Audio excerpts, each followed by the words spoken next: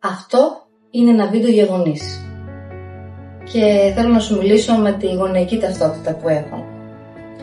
Ξέρω ότι κάνεις υπερπροσπάθειες, όπως κάνω και εγώ, να τα κάνεις με το παιδί σου καλύτερα γίνεται, γιατί έχεις περάσει και εσύ δύσκολα χρόνια και δεν θέλεις να βιώσεις τα ίδια. Όμως αυτό το οποίο κατάλαβα είναι ότι βασανίζουμε πάρα πολύ τον εαυτό μας σε αυτή την υπερπροσπάθεια να τα κάνουμε όλα σωστά και ξεχνάμε ότι αφενός είναι η δική τους πρώτη φορά και τελευταία στη παιδική ηλικία, αλλά είναι και η δική μας πρώτη φορά στη γονεϊκότητα.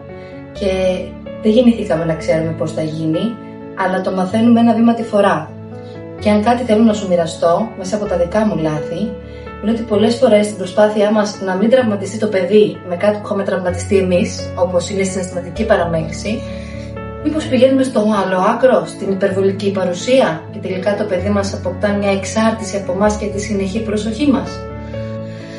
Εάν έχεις αντίστοιχα παραδείγματα που και εσύ πήγες στο άλλο άκρο, θέλω να σου πω ότι τη λύση τη βρίσκω στο να πάρουμε μια ανάσα, μία μέρα τη φορά, μία πρόκληση με το παιδί τη φορά, να είμαστε παρόντες και να αισθανόμαστε εκείνη την ώρα τι θέλουμε να κάνουμε.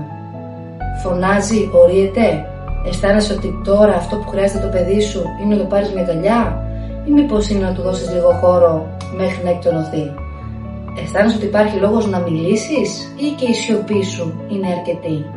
Κάνε αυτό που σου λέει η συνείδησή σου εκείνη τη φορά.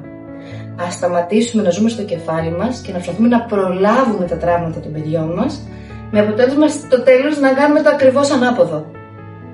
Ψυχραιμία γονείς, μία μέρα τη φορά, ας είμαστε παρόντες και βλέποντας και κάνοντας. Και εμείς μαθαίνουμε μέσα από αυτά. Έχουν έρθει και είναι εντελώς ξεχωριστές προσωπικότητες, δεν πιάνουν τα πάντα πάνω στα παιδιά μας. Ας εξερευνήσουμε τι ταιριάζει στο δικό μας παιδί. Χωρίς άγχος και στρες να είμαστε τέλειοι. Ας είμαστε απλά άνθρωποι. Και αυτό ανθρωπάκος θα γίνει και αυτό θα κάνει λάθη και είναι ωραίο να μάθει από εμάς ότι έκανα λάθος, αλλά έχω τη διάθεση να γίνω καλύτερος. Δείξε μου το πώς. Καλή συνέχεια.